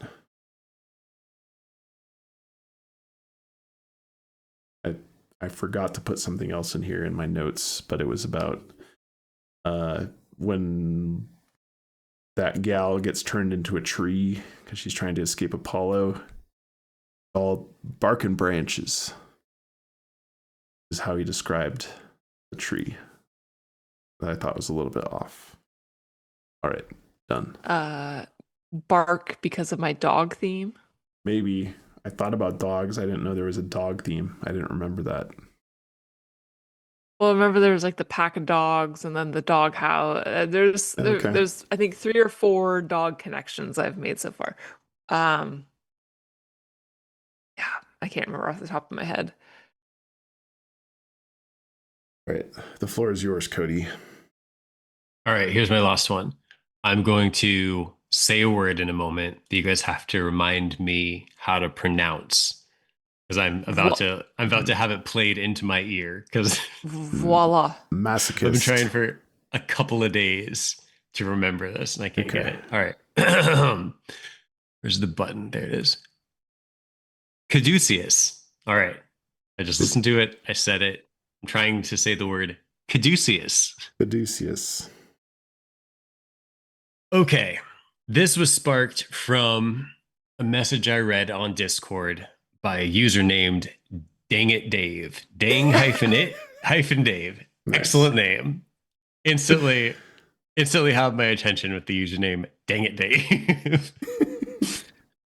Laid out a ton of information on connections in the book, and I think a lot of them from this chapter to the god Hermes, and Hermes carries this caduceus. Those things he laid out, I was more interested in some than others, but very interested in this caduceus. So let me pull up what that is. I'm sure you're all familiar with it. I gotta share my screen. Boom. Caduceus. Share. Caduceus. Share. All right. So it's not, it gets confused a lot with the medical symbol, which is just like the single staff with one snake that goes up it. This one's different. This is the staff that Hermes carries, that has the 2 intertwining snakes and then the wings on the top. Okay. So I like this for a lot of reasons. I feel like there's a lot of connections to wings in the book, including Angie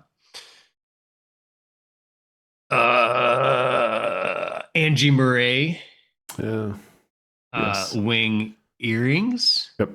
I like that the 2 snakes are like very reminiscent of like a double helix on this, and the multiple connections to DNA. I like, in my notes here, I like something else that I can't remember that I was really excited about and then forgot. Nice. Hermes is also, and I mean, don't quote me on this because I've been doing a ton of research into it and I took not the greatest of notes, but I think Hermes in Greek, I think, is the god Mercury in Latin, which feels like double connection because I think that like two of the most prominent, like very prominent themes in the book are gems and like planets. And the god Mercury is both the planet Mercury and the metal Mercury. So Mm. it's like the geological Mercury and also the planetary solar systemy Mercury. So double up there. But I think my favorite of everything that got me most excited, why I was so into this Caduceus theme Hmm. is, and I know that we uh already kind of are all in on this being the butterfly, Interesting. but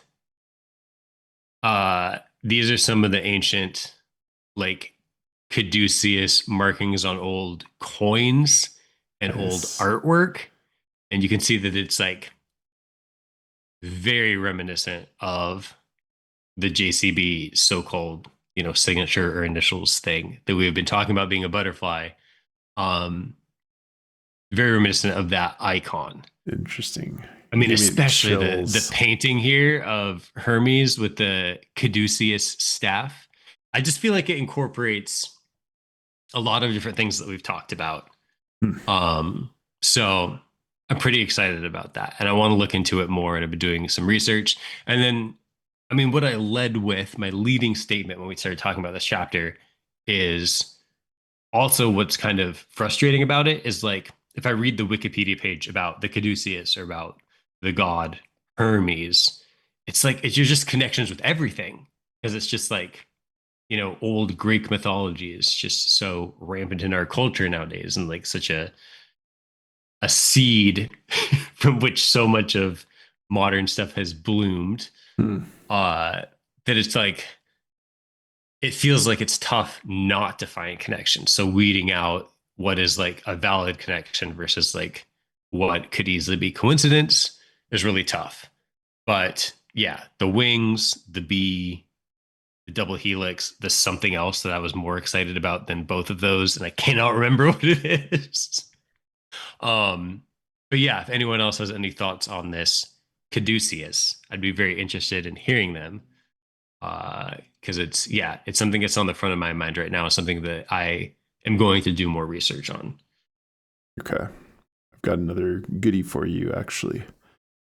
And I'm glad you brought it I up. just want to, Yeah, go ahead, sorry. Bryn. I'm as you're pulling that up, I just want to say my only thing with that, like the butterfly symbol matching the caduceus symbol, like it looks like the top is always open except for one instance. So that that is a challenge in my mind. Did you know, Cody, that the Caduceus thingy is in the Apotheosis of Hercules. yeah.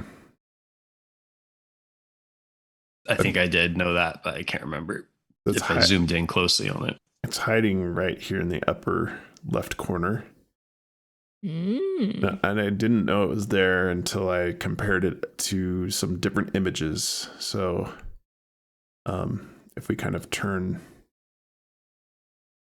this into a different image that's available on Google from like Google Museum, it's actually a lot better defined, the original artwork, rather than kind of JCB's very contrast heavy. I don't know if that's the right word, Bryn, but he's like brightened it up. Saturated. Saturation. Super Yeah. saturated image here. So there's JCB's Sepia filter. There's the Sepia. it there. Interesting. Huh.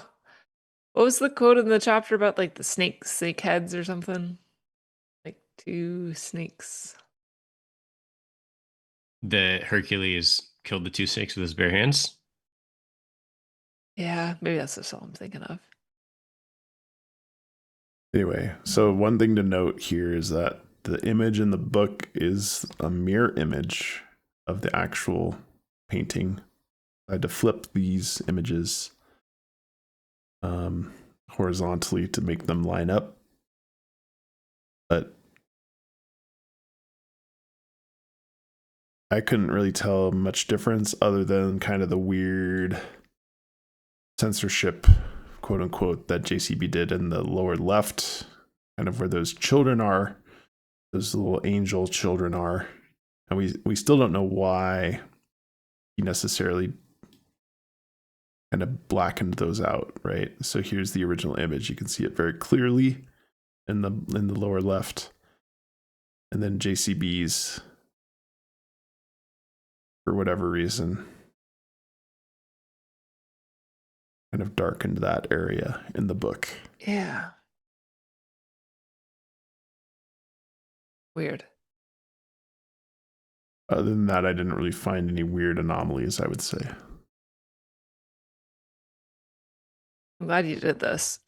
As I was reading it again, I was like, I remember there being like some things that were different, but I didn't take the time to like do a side by side. So this is really helpful. Thank you. Yeah, no, super helpful. So I'm reading through the chapter here specifically about the snakes. So I had mentioned how that, all right, I forgot how to pronounce it. Prometheus commonly gets misconstrued with the medical staff one.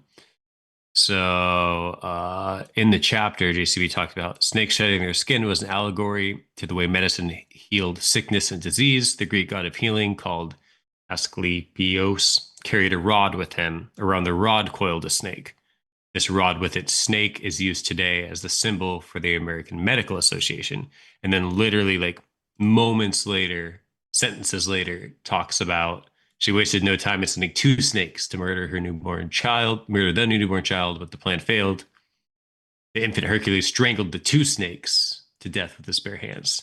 And like the 1 snake versus 2 snakes is one of like the main differences between the medical symbol and the conversion for sure. So could be like another like leading you towards that. Do you think it was a mistake that JCB got those 2 mixed up? No, I think it's him. I think it's a potentially, if this theory is correct, it would be a pointer where he's like describing something that's like very similar. It'd be like a good way of mentioning that item I can't pronounce. I never remember how it's pronounced without talking about it directly. Because if you're talking about it directly, it's too clear of a clue, right? But if you talk about something that's commonly mistaken for, and then immediately talk about Odysseus, like Odysseus, immediately talk about, you know, the feature that changes the one to the other. I feel like it's a way of pointing you towards that, like the perfect amount balance between like directly pointing you to that and also indirectly pointing you to that. So I don't know. I'm very interested in it as an item of interest. I like this finding a lot. You got chills. Yeah, this help me look into it. I'm excited. I'm excited about it. This is probably my favorite takeaway from the chapter. I think it's pretty strong. I don't like it being the butterfly symbol, though. I do not agree that it's that. We'll see. We'll see. Kind of leading into that, Brand, I promised you a little bit of a hand theme thing. So the one thing that came up that was of interest is the caduceus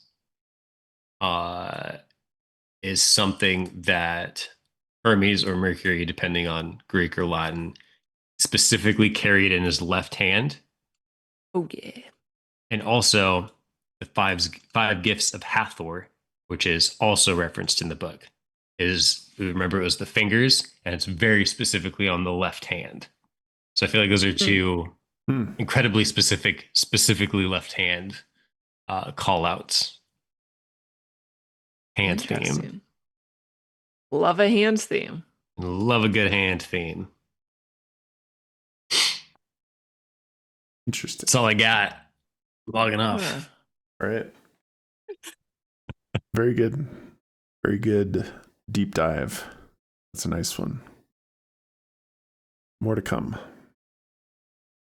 All right. I think that's the episode. Any parting thoughts, or should we log off? I'm more excited about the chapter now than I was when I was reading it. Yes. I think I'm most excited about using the themes of how things were named or came to be in modern That's good times. Both those are very good, Cody. You get the Stacey Toon Award for being a good thinker today. Oh, Rashawn, this is my greatest honor. Rashawn, we need a sound effect for a Stacey Toon Award now. Remember when we had the Scott fact checking and then Scott dropped off the radar? Oh yeah, what happened to Scott? I don't know. Now we need a Stacey Toon sound effects as like an award for somebody that has a really good telling point. We also need someone to upset Blake, so we get another good Blake rant. Mm-hmm. All right, we're logging off. See you guys.